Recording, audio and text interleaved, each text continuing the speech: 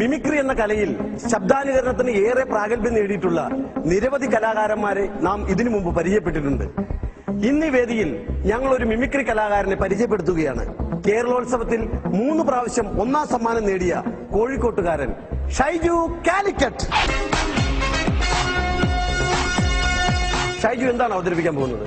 നമ്മൾ എന്ന് കേൾക്കുന്നതും കേട്ടിട്ട് ശ്രദ്ധിക്കാതെ പോകുന്നതുമായ ഒരുപാട് ശബ്ദങ്ങൾ ഇന്ന് പ്രകൃതിയിലുണ്ട്. അത്തരത്തിലുള്ള ചില ശബ്ദങ്ങളൂടെ നമുക്കൊന്ന് കടന്നു ചെല്ലാം. പ്രകൃതിയിലെ പലതരത്തിലുള്ള ശബ്ദമാണ് ഷൈജു അവതരിപ്പിക്കുന്നത്. നമുക്ക് ശ്രദ്ധിക്കാം. ആദ്യമായി കുറച്ച് പക്ഷികൾ. ഓക്കെ, തുടങ്ങിക്കോ.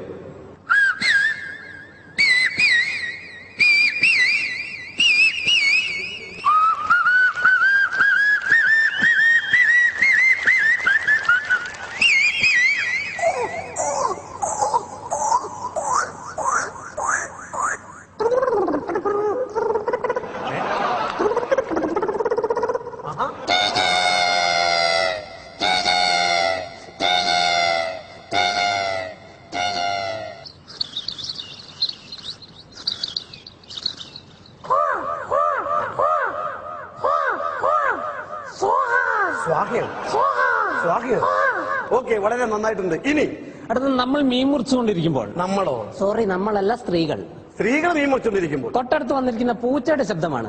കാണുമ്പോൾ സങ്കടം വരും. പൂച്ച അടുത്ത് ഇങ്ങനെ വന്നിരിക്കും. എങ്ങനെ?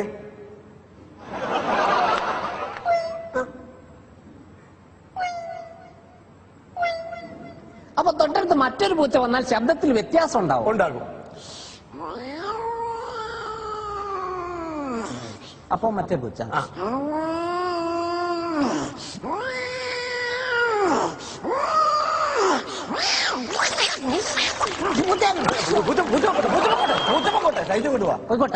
വേറെന്താണ്? അടുത്ത രാത്രി കാലങ്ങളിൽ പെൺപൂച്ചയെ തേടി വരുന്ന കാടമ്പൂച്ചയുടെ ശബ്ദം. ശരി, പ്രണയം, ലൈനടി എന്നൊക്കെ ഞങ്ങൾ പറയും. രാത്രി കാലങ്ങളിൽ പെൺപൂച്ചയെ തേടി കാടമ്പൂച്ചത് ഇങ്ങനെ വരും. എങ്ങനെ വരും? ശരി, അപ്പൊ ഉറക്കമുളച്ചിരുന്ന് ഇതാണ് പരിപാടി. പോട്ടെ.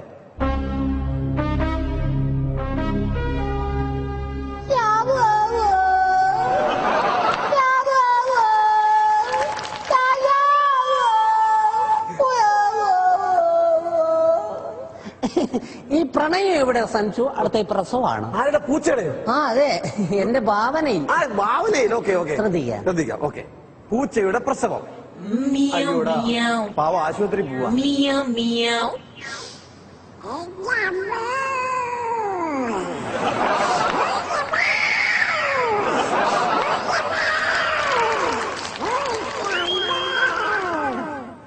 ഒന്ന്, 2, 3, 4, 5. കൺഗ്രാജുലേഷൻ, താങ്കൾ ഒരു അച്ഛനായിരിക്കുന്നു. പൂച്ച അത് വേണ്ട. അടുത്ത പട്ടികളുടെ ശബ്ദമാണ്. പണക്കാരന്റെ വീട്ടിലെ പട്ടിയും പാവപ്പെട്ടവന്റെ വീട്ടിലെ പട്ടിയും കുരയ്ക്കുകൊണ്ടാണ് ശബ്ദ വ്യത്യാസം. ഇതിന് രണ്ടിനും വ്യത്യാസമുണ്ട്. കേൾക്കട്ടെ. ആദ്യമായി ഒരു പാവപ്പെട്ടവന്റെ വീട്ടിലെ പട്ടി.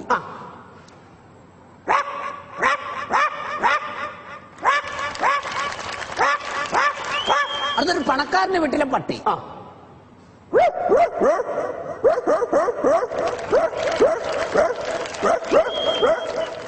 ഏതവന്റെ വീട്ടിലെ പട്ടിയായാലും വിശന്ന് കഴിഞ്ഞാൽ ഒരു ശബ്ദം ഉണ്ടാവും. ഏത് പട്ടിയായാലും വിശന്നാൽ ഒരൊറ്റ ശബ്ദം ഉണ്ടാവുള്ളൂ. ആ ശബ്ദം അല്ലേ? ഈ ശബ്ദം. ഓക്കെ.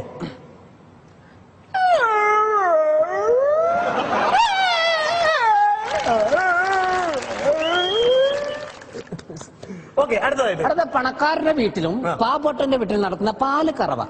പശുവിന്റെ പാല് കറന്നെടുക്കുമ്പോൾ ഉണ്ടാകുന്ന വ്യത്യാസമാണ്. ആദ്യമേ ഒരു പാവപ്പെട്ടവന്റെ വീട്ടിലെ കറവ എങ്ങനെയും ശ്രദ്ധിക്കാം. പൊട്ടൂല. അല്ലല്ല, അകിടിന്റെ മുകളിൽ വെള്ളാക്കിയതാ. വെള്ളം ഒഴിച്ചതാണ്. അതെ. കറവ തുടങ്ങട്ടെ.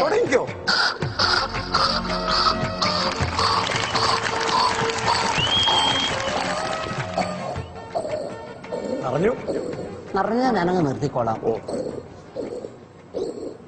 അടുത്തൊരു പണക്കാരന്റെ വീട്ടിലെ കറവയാണ്. പക്ഷെ എല്ലാ പണക്കാരും ഇങ്ങനെ ചെയ്യാറില്ല. പിശുക്കന്മാരെ പണക്കാർ മാത്രമേ ഇങ്ങനെ ചെയ്യാറുള്ളൂ. അവർ അകിടിന്റെ മുകളിൽ വെള്ളം നാക്കൂല. കറവ അങ്ങോട്ട് തുടങ്ങട്ടെ.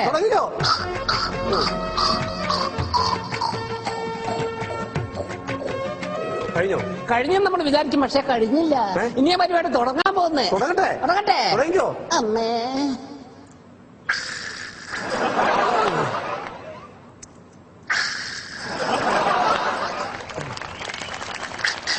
അകിട്.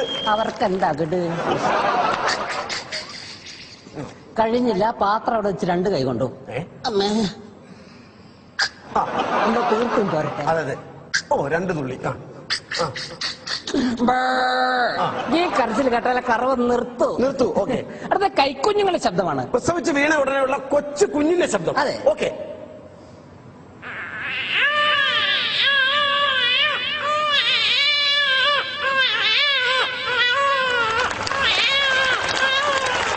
ഈ കുഞ്ഞിന് ഒരു 2-3 മാസം പ്രായം ചെന്ന് കഴിഞ്ഞാൽ ശബ്ദത്തിലുണ്ടാകുന്ന വ്യത്യാസമാണ് അടുത്ത ഐറ്റം. ഓക്കെ.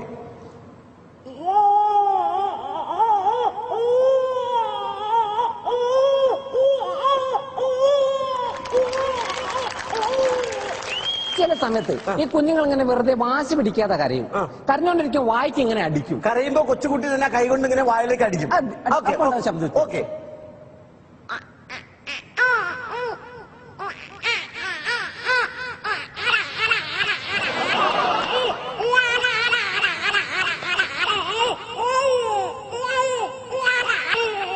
ഈ കുഞ്ഞുങ്ങളെ കരഞ്ഞോണ്ടിരിക്കും, നമ്മളെന്ത് ചെയ്യും?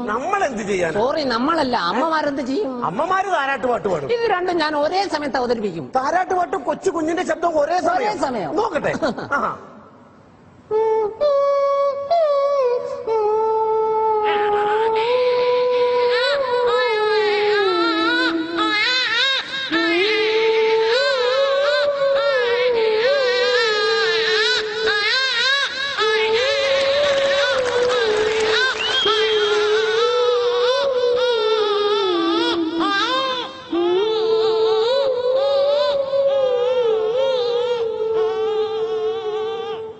കുഞ്ഞു ഉറങ്ങിപ്പോകുന്നു. അടുത്തൊരു ആക്സോ ബ്ലേഡ് ഉപയോഗിച്ച് പ്ലാസ്റ്റിക് പൈപ്പ് കട്ട് ചെയ്യുന്ന ശബ്ദമാണ്.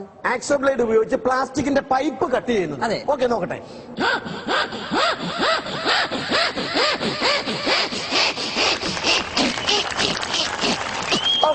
ഇതേ ബ്ലേഡ് വെച്ച് പ്ലൈവുഡ് കട്ട് ചെയ്യുന്ന ശബ്ദം. ഇതേ ബ്ലേഡ് ഉപയോഗിച്ച് പ്ലൈവുഡ് കട്ട് ചെയ്യുന്നു. അതെ. കട്ട് ചെയ്തോളൂ.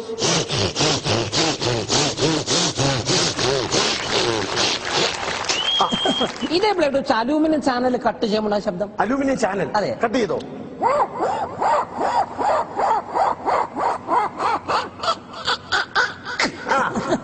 അടുത്ത ടീഷർട്ടിന് സിബ് വലിക്കുമ്പോണ്ട ശബ്ദമാണ്. എങ്ങനെയാണത്?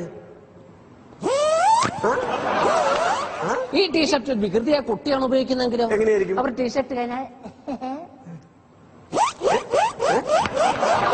അങ്ങനെ വലിച്ചു കളിക്കും, എന്നിട്ട് കേട് വരുത്തും. കേട് വന്നു കഴിഞ്ഞാലോ എന്തായിരിക്കും സ്ഥിതി? കേടായി പോയല്ല മാമ. കേടാക്കിയില്ലേ? അയ്യോ, പോയല്ലോ. രക്ഷപ്പെട്ട്. ഒരു സെക്കൻഡ്, ഈ സിബിന്റെ കാര്യം പറഞ്ഞപ്പോ ഞാനൊരു കാര്യം ഓർത്തത്. അപ്പോ ഇന്റർവ്യൂ ചെയ്ത സിബിടാതെ ആയിരുന്നല്ലേ? സൂട്ടക്കിട്ട് നിന്നുള്ളൂ, അതൊക്കെ മറന്നുപോയി. അടുത്ത ഈ വികൃതിയായ കുട്ടിയുടെ കയ്യിൽ ഒരു കാറ്റ് നിറയ്ക്കാത്ത ബലൂൺ കിട്ടിയ എന്താ സ്ഥിതി? ശ്രദ്ധിക്കുക, ബലൂൺ കൈ കിട്ടിക്കഴിഞ്ഞാൽ വലിച്ചിങ്ങനെ വിടും. എന്നിട്ട്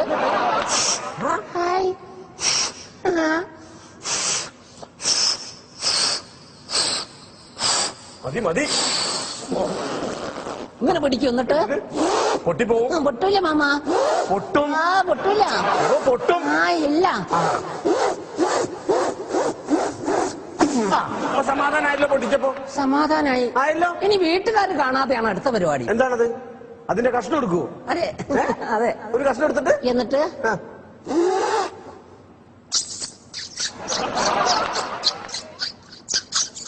അതിന്റെ കഷ്ണം എടുത്തിട്ട്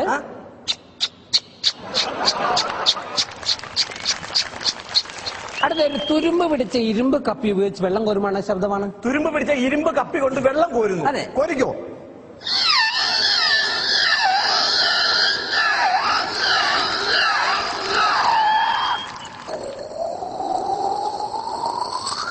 ഇനി ബക്കറ്റ് കിണറ്റിലേക്ക് ഇടുകയാണ്. ഇട്ടോ.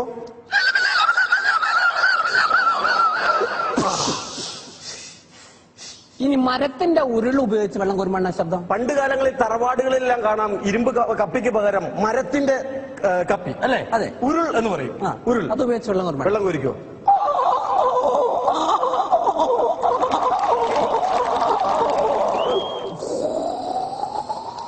ഇനി ബക്കറ്റ് കിണറ്റിലേക്ക് ഇട്ടോ.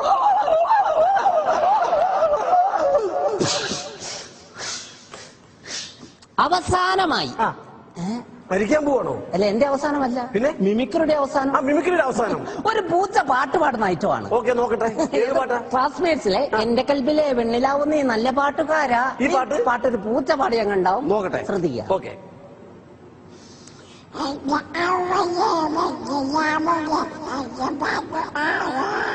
ഓക്കെ.